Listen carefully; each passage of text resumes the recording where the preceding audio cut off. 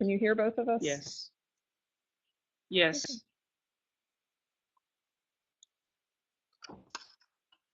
Good morning, or good afternoon, or good evening. Welcome to today's MAI webinar, Team Edit Wins, Tighten Your Articles via Group Editing. My name is Ramon Roth from Media Associates International. We are glad to see 39 friends who registered for this webcast. We have friends from the Philippines, Vietnam, Hong Kong, Indonesia, Singapore, Bangladesh, the US, UK, South Africa, the Democratic Republic of Congo, and Kenya. We're quite an international group here. Welcome, everyone. We will try and make this an interactive webinar, so if you have a question, please feel free to use the chat room anytime. We will have a Q&A time towards the end of our session, but you can certainly ask your question even during the presentation. Editing is a very important process in teaching. No one is above editing. Painful as it is, especially to the writer, but we do it to improve the article and certainly make the manuscript or article a lot better. And there is value in doing editing as a team. Ecclesiastes 4:9 says, two people are better off than one, for they can help each other succeed. We are blessed to have two presenters today from the Upper Room and Discipleship Resources International, Lindsay Gray and Robin Pippin. I will let them introduce themselves and say something about their ministry. So let's all warmly welcome Lindsay Gray and Robin Pippin. Thank you. Take it away. Thanks, Ramon. I'm Lindsay Gray, and I am the editorial director of the Upper Room Daily Devotional Guide. I'm based here in Nashville, and I first came to editing through an internship during my years in seminary at Vanderbilt University Divinity School. I didn't know I wanted to be an editor until I met the wonderful people at the Upper Room who felt that editing was a ministry, and that was the first time I had really thought of ministry on the page. And so I've been able to do this work for the last almost 6 years, and work with a team of editors to publish the Upper Room, which I'll tell you a little more about in a few minutes. Hi, everyone all around the world. I'm Robin Pippin, and I'm a director in Discipleship Resources International. And my area is actually in contextual resourcing and distribution. The mission of Discipleship Resources International is to try to make resources available, affordable, and appropriate to context to all of our churches, United Methodist churches, and others all around the world. We do this in a variety of ways. We set up local publishing teams, and we have about 16 of those around the world, 14 in Africa, 1 in Eastern Europe, and 1 in the Philippines. And another way we do it is through the e-reader project, taking e-readers with resources to theological schools in Africa and the Philippines. I want to take just a moment to thank Media Associates International for inviting us to do this webinar. I first became aware of the work of Media Associates International through an editor friend, Dan Elliott at Tyndale House, who talked about what John and Ramon and Bonnie and others were doing. And I was so intrigued and so impressed by the work that they do all around the world during publishing training. And I thought to myself, I want to work with them someday. And sure enough, I find myself working with them. So anyway, thanks to Media Associates International for inviting us to give this webinar, and I'm glad all of you have joined us. If I may interrupt, Hannah says it's quiet. I'm not sure what this is. Yep, we'll try to Are do you better able with to our hear us? microphone. Yep, we'll try to do better with the microphone. The microphone's right here. Okay. They don't hear anything. Can you, oh, do you hear anything now? Can you hear better? Oh, okay. We just need to put the microphone up closer to our mouths, huh? All right. Should I say anything over that I said, or should we just go forward? Yes. Thank you. Thank you. Yeah, it's a lot better now. Great. You can probably repeat what a few of those you Oh, okay. mentioned. I'm sorry for those of you who couldn't hear what I just said, but basically I just said that I work for Discipleship Resources International. It's an initiative of the United Methodist Church to all locations outside of the United States. And our mission is really to help make resources available, affordable, and appropriate to the local context. In order to do this, we have 16 local publishing teams, 14 in Africa, 1 in Eastern Europe, and 1 in the Philippines, that we both make grants to each year and provide publishing training every year. So that's the biggest part of our work as DRI. We also have the e-reader project, in which we take e-readers with theological text to United Methodist related institutions in Africa and the Philippines. So that's the gist of our work in DRI. What about Lindsay?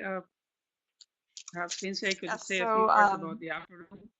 Yeah, I mentioned that my team is responsible for the Upper Room Daily Devotional Guide, and on your screen you can see some of our international editions. This magazine began in 1935 as a way for families to find time with God each day. There was a group in Texas who felt that there was a need for something simple, a resource that families and communities outside of the church worship moment could sit down together and read scripture and connect with each other and deepen their relationship with God. And so beginning in 1935, this magazine just took off. It kind of exploded. It really met a need, and the circulation grew exponentially. And from that first edition, we now publish in more than 30 languages and distribute in about 100 countries around the world. And we work with local publishing teams as well to print and distribute these magazines. And the content of this magazine is submitted by everyday people. So we are always accepting submissions. We work with our editors and publishers in other areas of the world to gather that content, but we also take submissions through our web forum online. And the Nashville office that I work in is responsible for collecting all of that content, for editing it, and producing a manuscript that can be provided to our publishing partners for translation and layout, publishing, and distribution around the world. So this magazine is the place where we, or at least I, first learned about group editing, and I think it has really developed a technique that is specific to this magazine, but is also a universal practice. And that's what Robin and I are here to tell you a little bit more about today. Is there more that you wanted to say about DRI or the work that you do? Or No, I think we can go on into talking about what it is that we're talking about.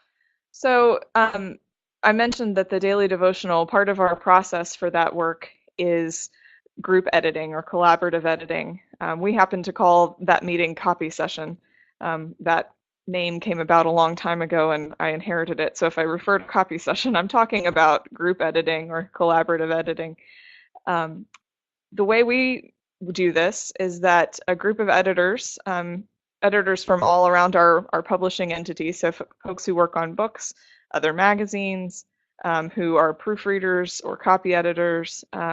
We all sit around a table and discuss and review content that has already been through one line of editing, but needs to have some final decisions made, needs to be polished up and made better.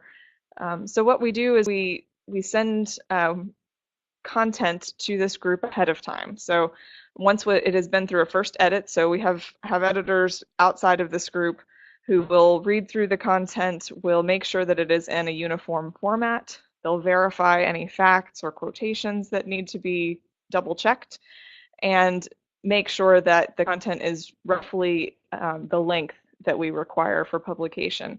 And that way, all of the content, we're not wasting time as a group with the minute details of it. We're not coming up with titles or making sure that it's short enough.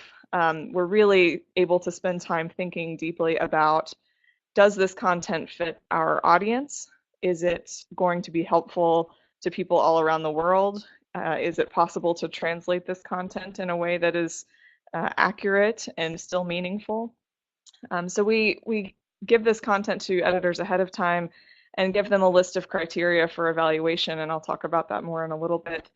But the idea of this meeting is really for the group to come together to bring their suggestions for improvement, to raise concerns about content that either is not a good fit for our publication or doesn't meet our criteria in some way, and to make final decisions about what will and what won't be published. And then to do some also a little bit of fine tuning of grammar and style. So in the midst of those conversations, we will also make corrections to, oh, we need a comma in the middle of that sentence, or that sentence is way too long. Can we split it into two so that it is a little bit easier to read? So we'll make some of those changes as well.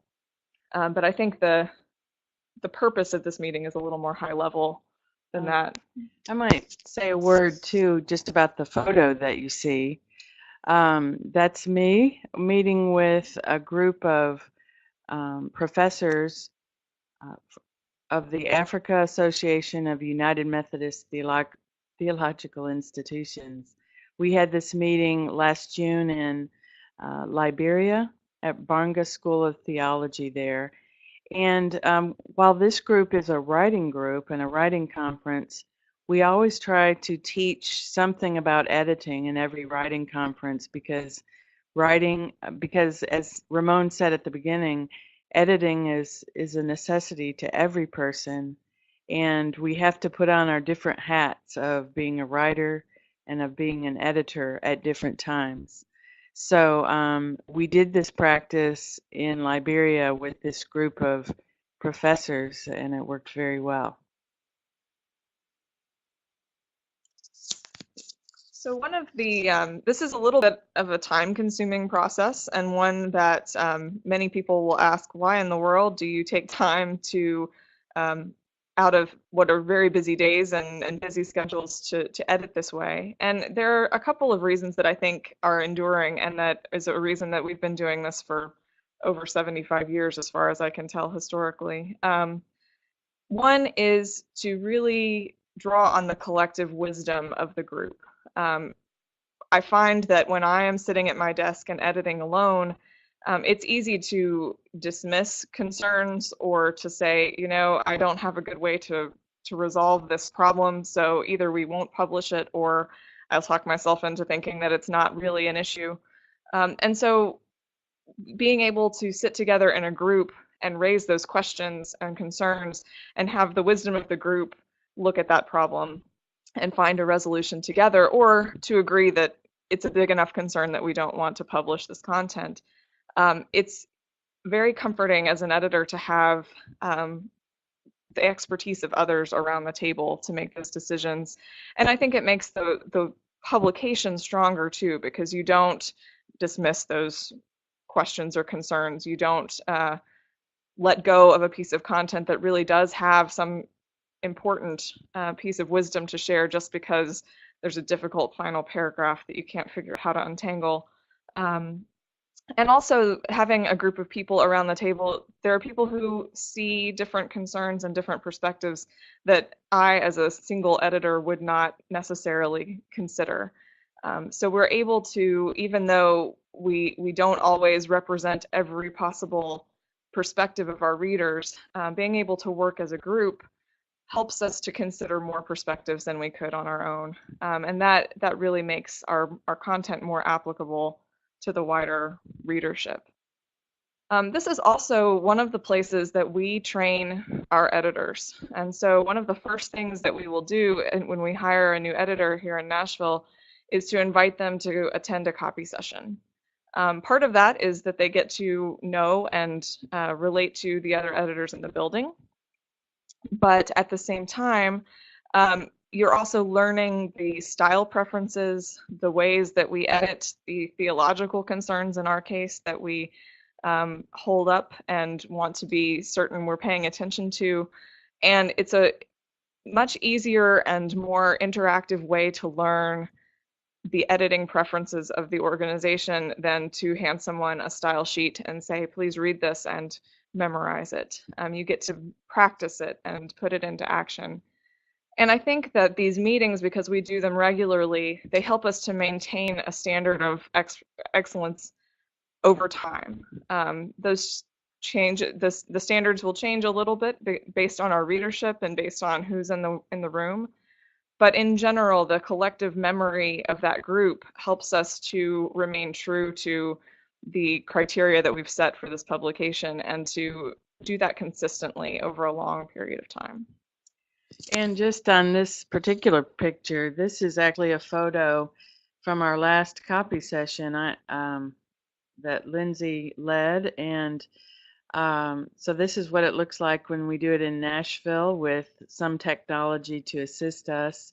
And even right this very moment, the next copy session, which happens every 2 months, is actually happening down the hall from where we are. So we're taking Lindsay away from the copy session for a good purpose.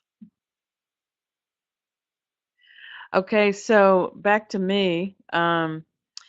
So since I worked in the upper room for more than 22 years of my career and sat in many a copy session and participated, when I started to go in international settings to do trainings, the copy session immediately came to me as a tool that I could use to teach editing, because it's such an interactive way to learn. And you can see here in the picture a small version of a copy session I was doing in 2014. This was also in Liberia at a writers' conference. I think this is so important because it's such a hands-on way of learning to edit. And in a lot of the settings we go into, there's a couple things at work. One is there's a culture of orality and talking and speaking one's thoughts comes even more naturally than writing. So when people are able to think about a piece of work and then talk it out together, it just seems like a natural way to get at what might be weaknesses or flaws or how a piece of writing might be strengthened. So often there are lively discussions, even some good theological arguments, which are fun sometimes. And so we have found this to be not only a good way to train and to teach, but a model that can stay with the group long after we are gone. We don't want to make anyone dependent upon ourselves and ourselves being there, but for them to form a team and be dependent on one another in terms of using that approach for editing. And as I said earlier, in many writing conferences, I really do like to focus on editing, and we do this by usually taking a short piece of writing. especially when you're just learning this approach, a shorter piece works better than a longer piece. So maybe 1 to 2 pages. Meditations are a good size, 250 words to maybe 400 words, so that you have a chance to look it over and ingest it, make some marks, and then in the group really talk about what could be improved. And then after we do this, split up into small groups usually and do these copy sessions, we'll gather back together and have each group report on what they found in the piece. And in that way, the whole group can learn from what we've been doing in the smaller groups. So another way that I do this, besides making copies for each person, is I might enlarge a short piece and put it on the wall in the front. And then as a group, we'll edit and I'll just make marks on that big piece of paper so that everyone can see. And that's always interesting too, to see the discussions we have as we think about ways to improve, to think about different scriptures to put with the piece. So, so yeah, I think that's enough said about that. Where'd we go? I'm going to move our slides back a little bit so that we can get back to process. Yeah, back to Lindsay. So I'm going to talk a little bit about how you might prepare for this kind of an editing session. Robin's talked a little bit about the way she does that in some other settings. The first important thing to think about is how much time you have to spend together as a group. Usually in Nashville, we are looking at about 75 meditations, and those are about 250 to 300 words. And so we look at 75 of those over the course of 3 days. We spend 3 mornings together, about 3 hours, 3.5 hours at a time. And that gives us usually just enough time. We don't usually end very much early, but we also can finish comfortably in that amount of time. I think the important thing to think about with the time constraints are you want enough time to be able to have those lively discussions and be able to talk about the theological considerations and haggle over grammar if you need to. But you don't want so much time that you just edit something to death. You don't want every piece to start sounding the same because the group has rewritten everything. So finding enough time to give it a good read and a good discussion, but not so much time that you rewrite everything. The next is to select how much content you will look at in that time. We have figured out how much we can get through over time, and it's kind of a little bit of trial and error. And the first few times you do this, you may discover that you have way too much to get through or not enough. And that's just something that you will learn for your context and your group and the type of content you're looking at. The next piece is really to determine what is a clear purpose for this group. Why is this group meeting together? What will you be determining? And how will you be evaluating content? So over on the right-hand side of the slide, you see 6 categories that we talk about when you're evaluating meditations. So we will look at the scripture. Is this a scripture? Have they used scripture correctly? Are we applying the scriptural text in a way that is in keeping with traditional biblical understanding? Are we applying it in context? Is the scripture helpful? Is it seen in a fresh way? Some of those kinds of questions. We also think about the theology. Is this theology in keeping with the overall mission and ministry of the Upper Room and with the United Methodist Church, since we are affiliated with the Methodist Church, and also just in general with mainline Christian organizations around the world? Is it culturally appropriate? Is this something that will apply across the world? Because we send our manuscripts to hundreds of countries and have multiple language editions, we have to think really carefully about how this will translate.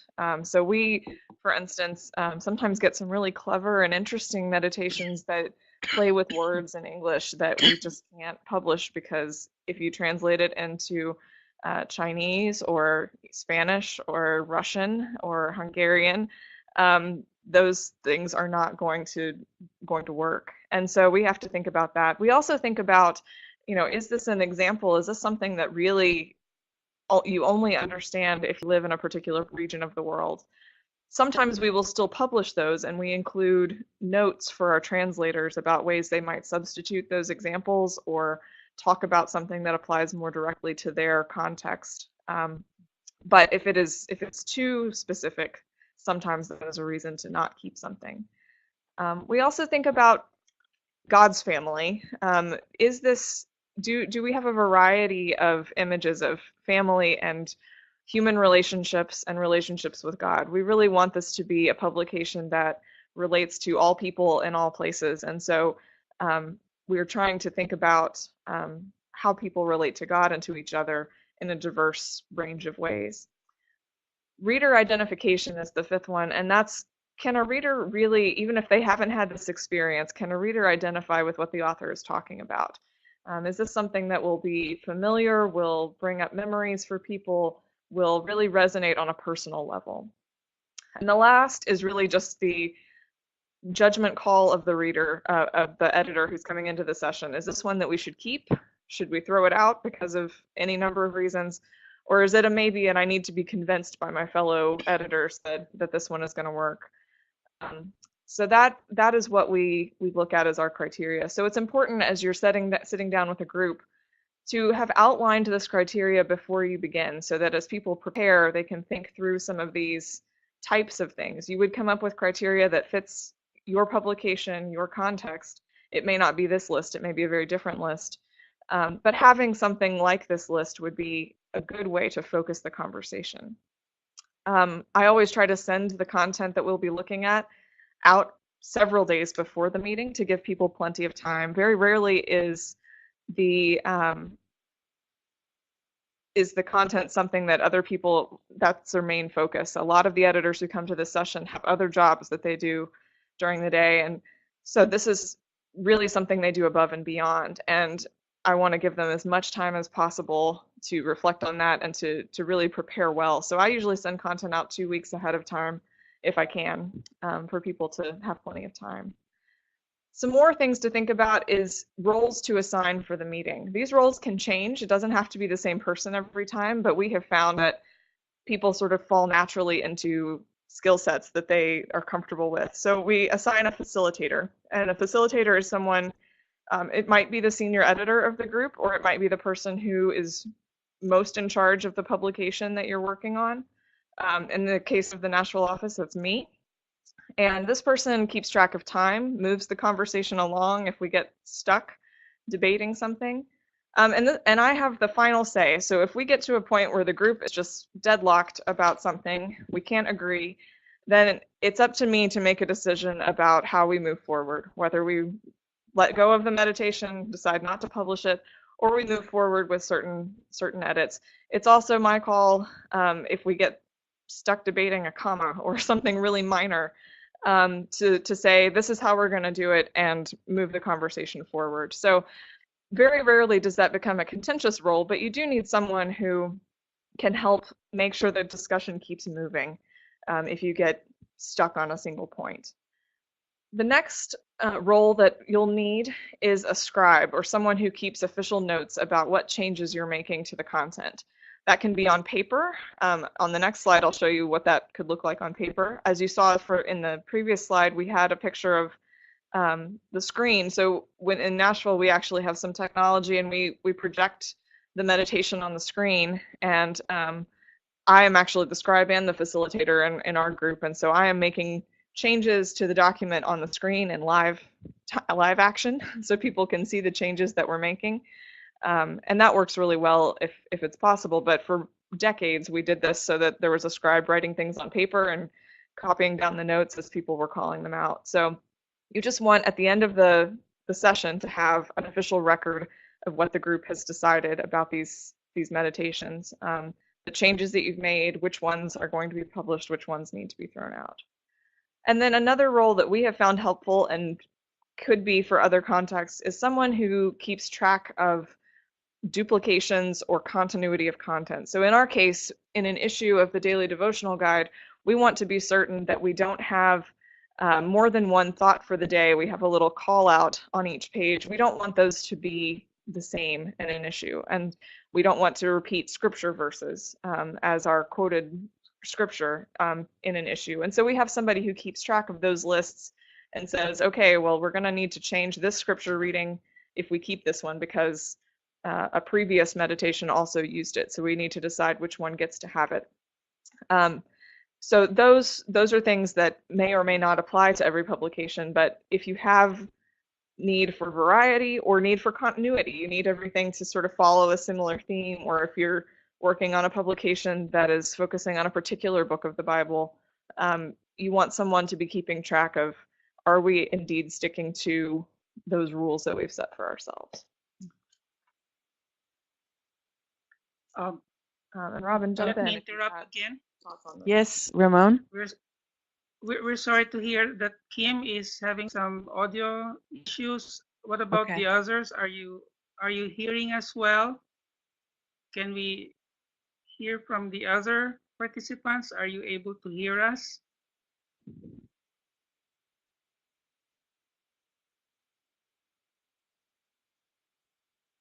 Yeah, so Brittany says it's okay.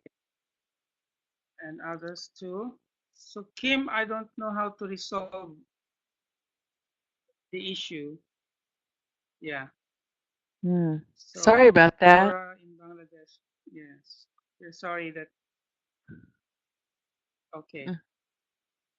These are the challenges of online learning, online teaching. There's some. Sure. We cannot control everything. So Yeah, I'm sorry. Go ahead, Robin. Okay. All right. Were you going to talk? I can continue unless there's anything preparation-wise that you had in mind. No, I think these are good if you want to just talk through these, Lindsay. Sure. So in our process, we have found it's really helpful to begin the conversation by discussing which pieces the group feels should not be published. If you can all agree that something is not right for your publication, then you can remove that from consideration immediately and save some time down the way. You don't need to spend time debating that one later. The next piece, then you just sort of work through each remaining piece of content. In our case, meditations or articles. We consider the evaluation criteria. We look for clarity. Is this, does the narrative flow in a way that makes sense? Is it the appropriate length? Is it using our particular style preferences? Is the grammar correct? Is the theology matching what we are looking for? And you can see the image here of an example of the handwritten notes that somebody has taken on this particular meditation. The facilitator leads this process, sort of cues the group. So when I'm leading this, I'll move to when we move to a new article, I'll pull it up onto the screen or ask people to turn to it on their sheet of paper. I'll give everyone 30 seconds or so to review, to remind themselves about that meditation that they've looked at before. And then I'll say, what are your thoughts on this piece? And the conversation begins. And from there, we're taking notes about the changes. We're talking through any concerns that people have. And when we get to the end, I'll say, anything else? And that's my group has learned that that's my cue for not to open the discussion to grand sweeping arguments. We should have already had that conversation, but to any final tweaks, little things. Oh, we need a comma here, or we're missing a word in this sentence. Those are just sort of the last call for final changes, and then we'll move on to the next piece. And we continue that for the rest of the morning. And as that is happening, the scribe is keeping official notes. So you can see on this image that they've circled keep. So this one is going to be published. We've changed the title. We agree that all of the criteria are okay. I've got check marks next to each of those criteria pieces. And we've changed some wording for clarity, for ease of translation, and some other grammatical kinds of preferences, but that's how that generally works for us. Yeah, so I wanted to talk a minute about using this for different contexts and different kinds of content. You know, for some longer pieces, in other words, like book projects, things that are longer than a meditation, your editing is going to be on a different level in the group editing. Whereas what Lindsay's been talking about has been more what I would call micro editing, some copy editing, as well as some content editing. If you were looking at, for instance, a book or a chapter of a book together, your discussion would likely be more bigger picture than what we've been talking about so far. And preparation for such a copy session or collaborative editing session would be key for something like that. You'd have to make sure you've read everything before the meeting. This is true in the upper room copy session as well, but especially if you were looking at a longer piece together. And some of our publishing teams are publishing books, and they're wanting to get each other's opinion on actual book products. So it's important for them to read everything before they come and have notes, to have a clear purpose for what they're meeting for. Is the meeting to make this a better book? Is it to decide whether to publish or not? They need to know that before getting to the group time. They might ask some specific questions after reading it. Does the book have a clear logical flow of chapters, for instance?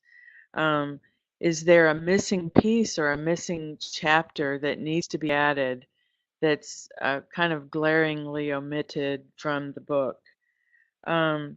Is it too long? What could be taken out and the book would still have everything that it needs?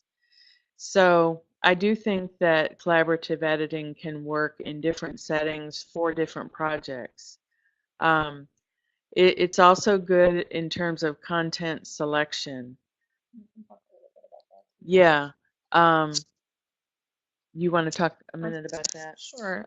One of the ways that we've adapted this process is earlier in our process. So before we get to the point of doing any editing, we actually sit together as a group for conversation about selecting content. So we pull together a group who are not necessarily editors, but people who are readers of the magazine, who have some interest in the readership, and also just people who have opinions about content. We want to know what the average reader would think about. So think about pulling together a group of people who represent your audience in some way and present them with a set of content that you're considering. And so one of the ways that we've done this is we pull together a list of, or a set of meditations that we are thinking about editing but have not edited yet. And we talk to that group about which of these stories are worth us spending time editing and polishing and making better so that we can publish them. And which of these stories are things that are too familiar, we've heard them before, they just don't make enough sense, they won't work in another context. So some of those same criteria we would be thinking about in the later editing group, we ask just the average reader to think about. And then from there, the ones that group says we want to see more, we want to see what some editing could do for these stories, we want to move these forward, then that group goes to the copy session, the editing group. So those conversations are very fruitful. It allows us to get a wider perspective on our content before we spend time editing things. And it keeps that from being, again, a solo personal preference kind of decision. You get to draw on a collective wisdom in a way that is much more helpful to a publication or a book than in some cases a single opinion might be. So Lindsay talked earlier about the upper room copy session being a place where new editors are trained. And I spoke also about the training used in other settings um, as a way to learn what editing's all about and to do that together. And I was recently, just last week, in a conference about publishing in Africa. And I think one of the things that came out most strongly was the need for more editors in Africa, because we all agreed Africa has so much to say. People in Africa, writers in Africa have so much to say to the rest of the world. And yet, finding editors around the countries of Africa can be difficult, and that it's not a trade that is that you see all over the place. So if there's anything we can do to hone the craft of more editors for those who have that gift naturally, and for those who learn it and become better and better at it, well, that's something we want to do and contribute to. And so this idea of collaborative editing is just one more way to help people acquire the skills needed to make writing better, to make what the writer says come across clearly and strong and bold to the reader. And that's really what editing is all about. So I think that is mostly what we have come to present and to say. And we are wondering if any of you have questions for us, or maybe comments on what we've said. We'd be glad to receive those now if you do.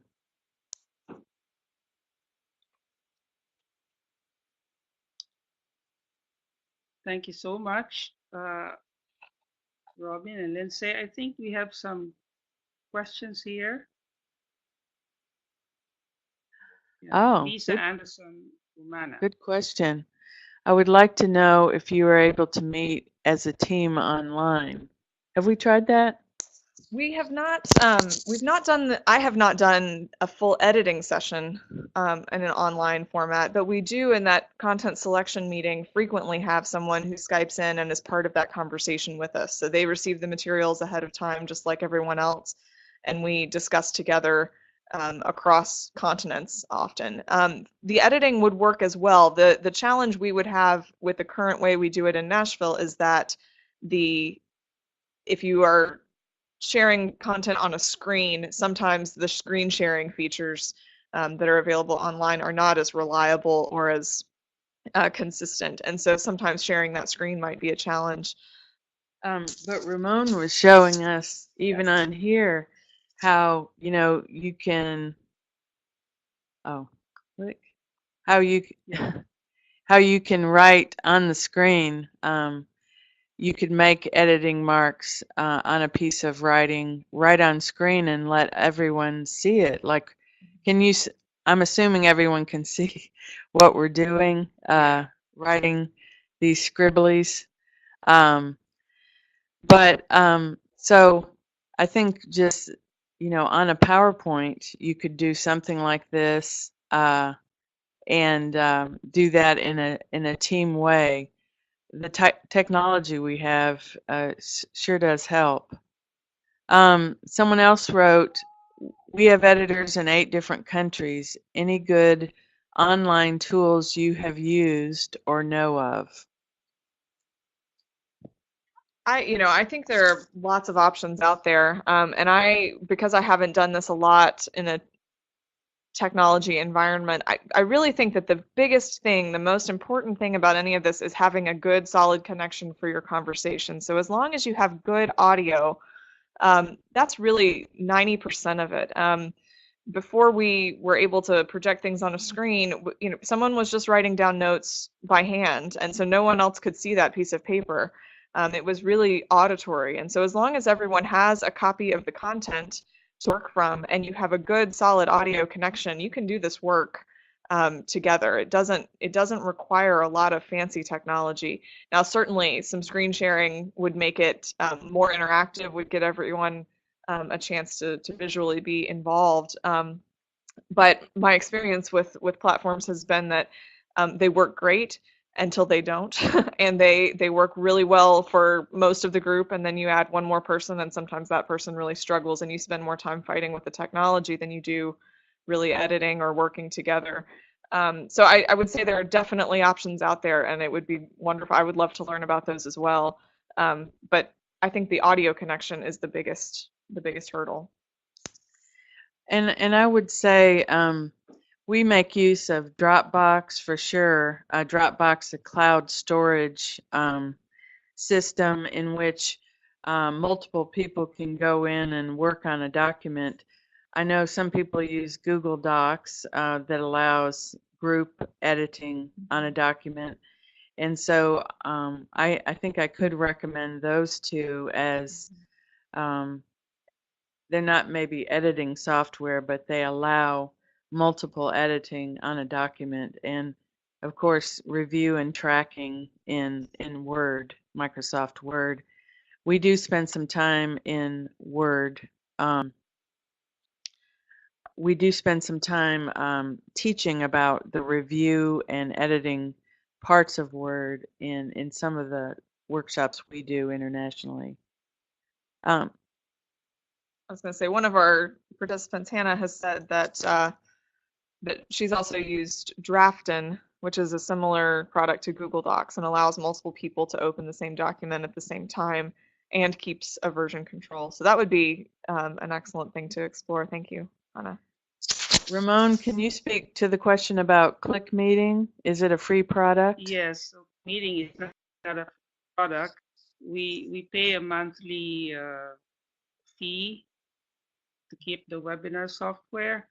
So it's not free, but if you're a nonprofit, you get a 20% discount.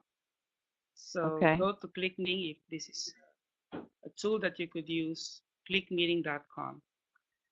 I've never used this platform before, but it seems to work well. Yes, we found this to be better than the previous platform we were using. So we've been using Click Meeting for the last 2 years now. We have a question from Charlie, I think. Charlie, He yes. says, do you find any value in the idea of editing in layers? By that I mean working on content in one round, then punctuation in another, once the polished content is defined. I'll speak to that first. I do find that to be a helpful way of looking at editing, because I think that, for instance, micro editing, copy editing, that sort of thing, is you're using a different part of your brain when you're trying to make all the grammar and the punctuation work out, and then you're using a different part of your brain for something I call macro editing, which is looking at the content and reshaping content, recasting the flow of a document is macro editing, and that's a completely different mindset. And I really do tend to do those things in separate passes through a document, especially if it's a longer piece like a book. You almost have to make your mind do one thing at a time, or you're going to get caught up. If you're doing content editing, you're going to be caught up in the commas. So, Lindsay, do you have something to say? I would agree. I think one of the reasons that we can do a little bit of both in our copy session for the daily devotional is that it's short pieces. So I think Robin's right that the longer the piece, the more important it is to separate out those stages. But the copy session collaborative editing meeting is by no means the only phase of editing that we do. So it kind of falls in between those two pieces. So the first round of editing is really some of that higher level content editing and putting it into a proper format. Copy session is a little bit of fine-tuning that content and finalizing the content and moving into the punctuation and grammar piece. But after it goes through copy session, it goes through several rounds of proofreading and fine-tuning to be sure that we haven't introduced errors or that we get all the grammar pieces correct. So our collaborative editing session, the way it falls in our process, is kind of the bridge between those two pieces. And that won't work for every piece of content. And I think especially longer pieces of content, it would be really helpful to have separate conversations about each of those parts of the process. Yeah, I think that's a good point Lindsay makes, that, you know, I don't know if it was clear earlier on that the collaborative editing that the Upper Room does is not the only editing, of course, that happens. There are other phases before and after, but this is collaborative editing is the way to get at collective eyes on each piece and the richness that can come from that. Any other questions? Charlie is typing another question.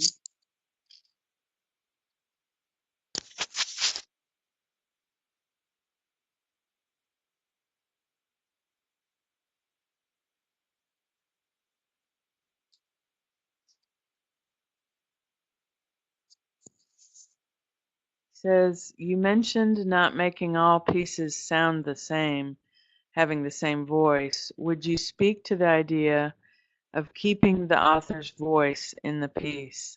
That's a great question. You want to talk first? I can start.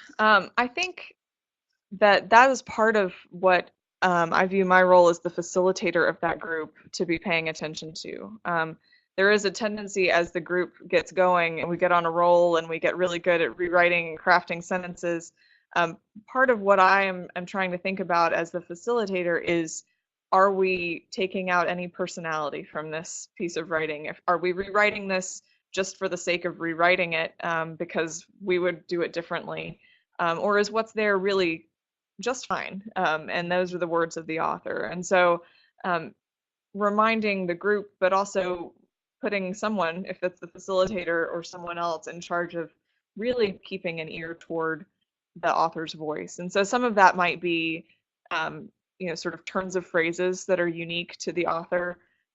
Those might be difficult to translate, but what we'll do is put those in our translation notes rather than changing the words in the piece.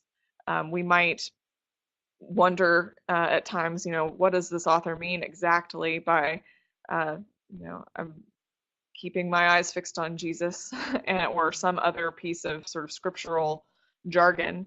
And sometimes we can tell from what they've written and we can clarify that. And sometimes we leave it because we know that it means something to that writer and we hope that it will work for other readers as well. We'll let the reader fill in some of those gaps. So I think there's a fine line between clarifying and really polishing the language and allowing the writer to speak for themselves. And to me, the line there is just not rewriting too much. And I think I would say, you know, in international settings, this is a real issue to pay attention to, because if you're an American, which I am, you have to realize that you have a certain way of looking at things that's not the same as other cultures do, and the way that I speak is not the same as other people speak, even English. And so when I'm editing a piece written by an author from somewhere internationally from the United States, I do try to be aware of my cultural bias and also maintain the beauty of the way something is said originally. And, you know, for sure that's a judgment call every time, but I think it's so important for people to be able to use the words that they choose and to come across in the voice that is their own. And that's really what publishing is all about. Publishing the voice of the writer who has the dream in his or her own heart of what to say. So I think preserving the way that someone speaks and writes is a very important value in editing. Subjective though it may be, I think it's very important. I think that's a good question, Charlie. I appreciate it. Anyone else out there? Charlie has, yeah, just a comment says thank you. Oh, great. Well, I think, By the way, Ramon, we're probably coming yeah, close to the end of our time. that's right. I just want to say that when I send out the link to the recording, I will attach the document explaining more about the criteria for evaluation. This is what the up room is using as a criteria. So you will certainly have another set of criteria to evaluate your pieces, your manuscripts. So this is just an example for you. So create your own criteria for your evaluation, and we will attach that as a document, additional document. I send you the link to this recording. Okay, so Lisa, thank you very much for this very informative webinar. Yes, thank you too for joining us. Lisa, any other question from the floor? If none, on behalf of MAI and all the registered participants, we would like to say thank you so much, Robin and Lindsay. Thank you very much for your willingness to serve as our presenters today. You've certainly shared a lot of insights and your experience, and you've helped fellow editors from around the world. So thank you so much. Yes, we Thank you say all. amen, Charlie. Great example of teamwork. Edit yourself Thank you. quickly, Charlie. Yes, and that happens in group editing too. Other people edit you just as quickly.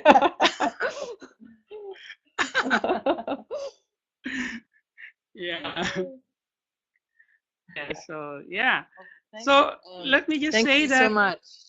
the technology, yes, there are limitations to technology, but we are grateful that we could use webinars to equip and encourage workers in the literature ministry from around the world. So we will continue to use this as an inexpensive way to reach out as many people as possible. Next month, April 10th, the topic will be Master Microsoft's Word's features, save hours editing and formatting. Our speaker is Sian Harrison. So we will send out invitations to that webinar and share it with your friends. Learn from an expert on our software. On May 15th, a basic helpful webinar, how to design an attractive and matching with content book cover. Nixon Na is the art director of OMF Literature in the Philippines. So these are the next 2 free webinars from MAI. So hope you look forward to this and share the link to register to these webinars. MAI also came out with a new resource book called Profit and Purpose, a global publisher's guide for financial sustainability. Financial sustainability is a major issue for all Christian publishers, big and small. Mm-hmm. So we hope and pray that you'd be able to get hold of this new resource book. It has principles and fees and even templates for you to be able to use in your own publishing ministry. So there are ebook and print editions out there. We hope that you'll be able to get it or get it at Lit World. You're attending Lit World. Um, you'll sure bring copies of that book with us. Lit World is the biggest international gathering of Christian writers, editors, illustrators, designers, and publishers, learning together, encouraging one another in the strategic ministry of the written word. Lit World happens every once in 3 years. So this year is a Lit World year, 2018. It will be on October 28 to November 2 in Singapore. So if you have not registered yet, we would like to invite everyone to consider coming to Lit World. Visit our website for more information. Litworld.org is our website. Susan, I ordered from Amazon. They came back, said they did not. Oh, I'm also trying to resolve that issue, Susan, because it's a print on demand, and I don't know why it's taking them a long time to print it. So I'll make sure that it's resolved. I'll let you know. Thank you for. I think that's also what happened to Robin when you ordered a copy of the book. Yeah, same thing happened to me, and fortunately, I saw Ramon last week, so I bought 2 copies of his book on the spot. We can't wait to read this and think it'll be so helpful to our publishing teams.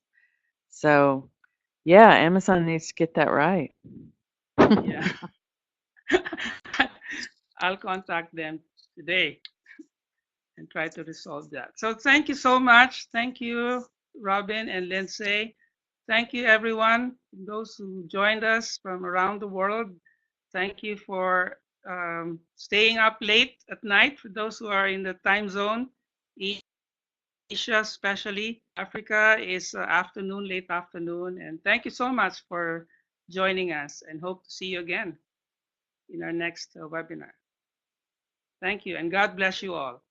Thank you. Thank you. Goodbye. Bye. Goodbye.